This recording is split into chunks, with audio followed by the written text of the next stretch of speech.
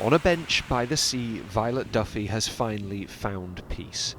It's a lifetime away from the trauma she endured when she was sent to Fornethy House in Angus, aged just 11, in 1970.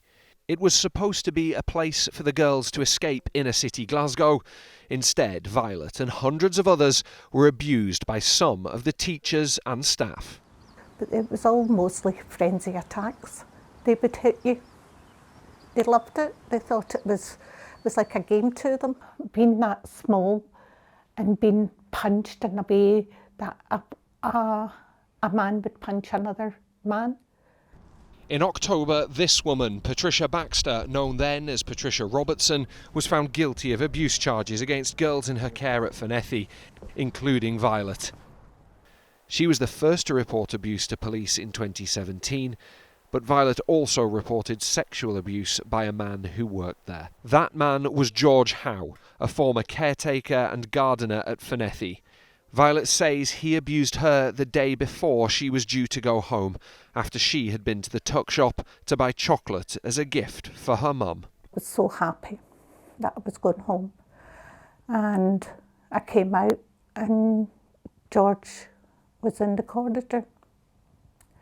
And he put out his arms and I ran to him. It was hurting me and he was squeezing me hard. And I said, George, you need to let me go, let me go. And he wouldn't. He let me go and I ran. I turned back to look at him and he was in the corridor in the same place, just smiling at me. I didn't know at the time that he had sexually abused me until I got older. Violet has spent the last 5 decades trying to come to terms with what happened to her. I knew if I told anybody, they would be so shocked because I was shocked. And I thought, this man wouldn't hurt me. And I was all confused after it. I didn't know why he'd hurt me. He knew I was crying. I was hitting him on the back to let me go because it was sore. And I just thought, nobody would believe me because I couldn't even believe it. Violet isn't the only woman to make similar allegations against Mr. Howe. Investigating officers attempted to speak to him just 2 weeks before he died in 2020, and police now say they were pursuing further arrests and charges against former Fornethy staff who have since died. There were a number of people who we would class as suspects who were identified by the victims as being responsible for abusive behaviour. There's about 5 that in detail sexual abuse.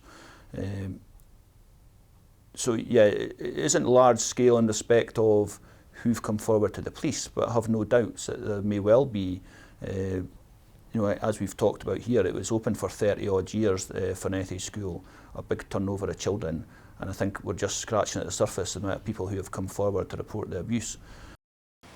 It's been a painstaking investigation for police and a frustrating one for survivors. Violet was the first and only person to report her abuse in 2017. It wasn't until 3 years later that Police Scotland learned of the potentially hundreds of victims and launched a full-scale investigation. A police investigation is a search for the truth. It's about, well, what went on at Fornethy, and we don't have any of the modern techniques to help us understand that. We don't have CCTV, computers to go and see things, that on there that might help us understand just general records about what happened at Fornethy. We didn't have any of that luxury. So it really was about digging into the detail of the statements provided by the victims who came forward.